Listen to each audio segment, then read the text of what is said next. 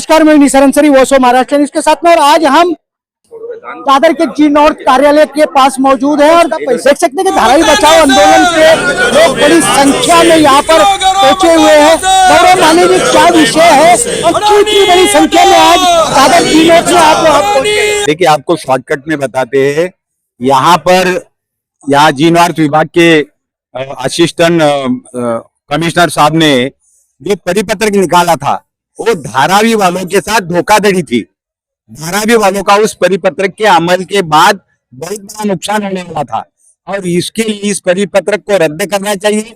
इसके लिए धारावी बचाओ आंदोलन का कल वार लेवल के ऊपर एक अर्जेंट मीटिंग हो गया और मीटिंग में हम सारे लोगों ने तय किया कि इस परिपत्र के खिलाफ में संघर्ष करना जरूरी है। मोर्चा ही हम लोग 50,000 लोगों का यहाँ आने वाले थे, लेकिन हमारे कुछ लोग बोले कि पहले वार्ड ऑफिसर को जाके मिलेंगे, उनका क्या राय है, वो क्या बोलते हैं, क्या जवाब देते हैं, इस विषय में चर्चा करेंगे। और यहाँ पर हम लोग बड़ी आक्रामकता के साथ उनसे चर्चा किया और उन्होंने कहा है कि आप लोग जास्ती धांधली अभी मत करो, हम लोग को कुछ काम करने के लिए मौका दे दो, समय दे दो।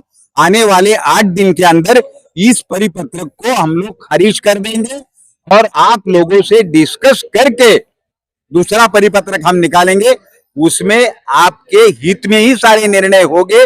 इस तरह का उन्होंने स्पष्ट रूप से हमें कहा है। गौरव माने जी, धारावी रीडेवलपमेंट प्रोजेक्ट जो है वो 80% अदानी कंपनी को दे दिया गया है, 30% महाराष्ट्र सरकार की उसके अंदर जो है पार्टिसिपेट कर रही है। सारी धारावी तो अदानी को दे दी गई है। तो ये परिपत्रक जो निकला है, इसमें धारावी करों को क्या हानि होने वाली थी? देखो, वीएलटी प्रॉपर्टी और स्टेट प्रॉपर्टी में जिन्होंने भी एक दूसरे के साथ में व्यवहार किया है, अपना घर बेचा है, उसको पैसा दिया है, वो पैसा लेके आदमी उनके गांव में चला गया है, उस आदमी को वहां से बुलाने का, और अभी जो पैसा देकर उस घर में रह रहा है, बीएमसी को ट्रांसफर फी भर के उसके नाम से घर हो गया है, उसके साथ में झगड़ा लगाने का काम ये परिपत्र के जरिए होने वाला था। और ऐसे सैकड़ों झगड़े, हजारों झगड़े धारावी में चले हो जाते थे और उसमें धारावी वाले आपस में लड़ते थे। और इस परिपत्र के जरिए मुंबई महानगर पालिका का भी फाइनेंशियल बहुत सारा नुकसान होने वाला था। और झगड़ा होने के बाद किसी को, एक जन को अपात्र करना है, किसी को पात्र करना है। अदानी साहब को तो ज्यादा से ज्यादा लोगों को अपात्र करके धारावी के बाहर ही भगाने का है। जो 70 साल से धारावी में रहते हैं, ऐसे लोगों को भी वो कुंभारवाड़ी के लोगों को बाहर की जगह बताने के लिए लेके गए थे, मदरगिरी लेके गए थे, उधर मुलुंड में लेके गए थे। तो 70 साल अगर धारावी में रहने वाले लोगों को वो बाहर का रास्ता बता रहे हैं, तो अन्य धारावी वालों के साथ ये डीआरपी और ये अदानी कंपनी किस तरह से बर्ताव करने वाली है स्पष्ट होता है। और इसके लिए इस तरह का परिवर्तन या आगे कदम डालना और लोगों का अंदाज लेना, धारावी वाले क्या करेंगे, कितना आक्रामक होंगे, कितना संघर्ष करेंगे, इस तरह का टेस्ट करने का भी ये पत्रक बहाना है। इसके साथ में राजू कोरडे जी हैं। राजू कोरडे जी धारावी बचाओ आंदोलन का वो चेहरा है जो 25 साल से धारावी को बचा ही रहे हैं और धारावी बची पड़ी है। लेकिन शायद अब धारावी ना बचे, क्योंकि सरकार उनकी है, बिल्डर उनका है, अधिकार उनके हैं और राइट्स भी उनके हैं। बहुत सारे वाइटल प्रोजेक्ट को लेकर के राजू कोरडे जी ने चर्चा की है। राजू कोरडे जी, जो भी चीज रोकने का प्रयास आज तक आप लोगों ने धारावी में किया, वो कुछ रुका नहीं, चाहे वो ब्रिज हो, शौचालय हो, रोड हो, कुछ नहीं रुका है। तो क्या लगता है कि ये परिपत्रक रुक जाने से धारावी करों का क्या फायदा होगा?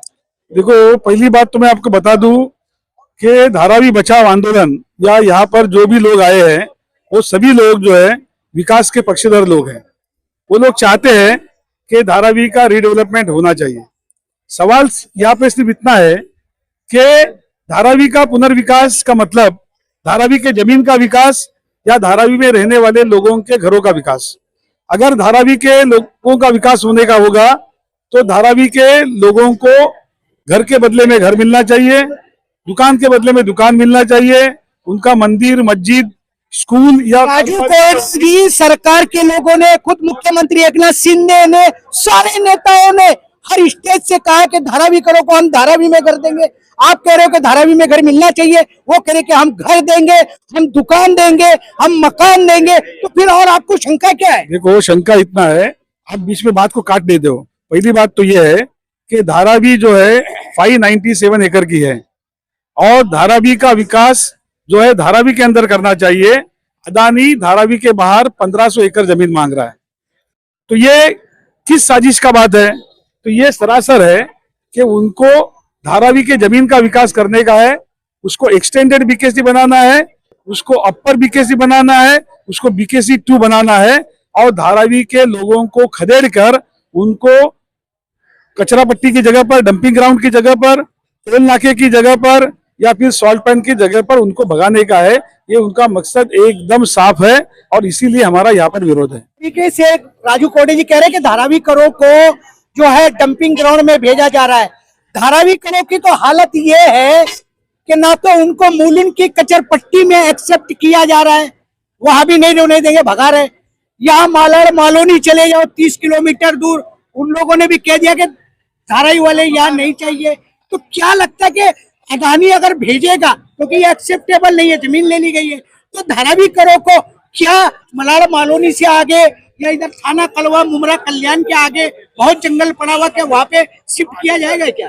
देखिए, सवाल ऐसा है कि सरकार की जो मनीषा है और अदानी की जो मनीषा है कि बंबई शहर के अंदर जो मिडिल क्लास के लोग हैं और स्लम के जो लोअर क्लास के लोग हैं उनके आपस के अंदर एक टकराव पैदा करना, एक तो ये साजिश है और ये टकराव है।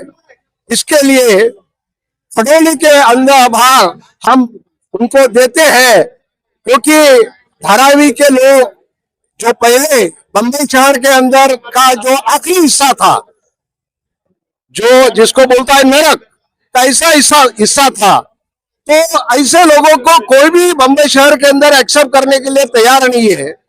तो सरकार ये कहेगी कि ये धारावी के लोगों का एक्सेप्ट करने के लिए तैयार नहीं है, इसके लिए हम वहां भेजेंगे। लेकिन धारावी के लोगों ने तय किया है कि हम धारावी में पैदा हुए हैं और धारावी के अंदर ही हम लड़ेंगे और ये अदानी को और ये सरकार को एक बहुत बड़ा सबक हम लोग सिखाएंगे और हमारी जो लड़ाई है ये बरकरार चलती रहेगी और हम लोग आखिरी दम तक लड़के हम लोग जीतेंगे, ये हमको विश्वास है। चलिए, जिस तरीके से सारे धारावी बचाओ आंदोलन के लोग ये कह रहे हैं कि हम लड़ेंगे लड़ेंगे लड़ेंगे और आज तक लड़ ही रहे हैं। ये लड़ाई कितने दिन चलेगी? अभी तक कितनी लड़ाई हुई है? लोकसभा से पहले कितनी लड़ाई थी, विधानसभा से पहले कितनी लड़ाई थी और आज कितनी लड़ाई है, जनता उसको जान रही है। ये लड़ाई किस अंत तक पहुंचेगी उस पर हम चर्चा करते हैं और सारे ही लोगों ने महाराष्ट्र से चर्चा की, उसके लिए थैंक्स और धन्यवाद।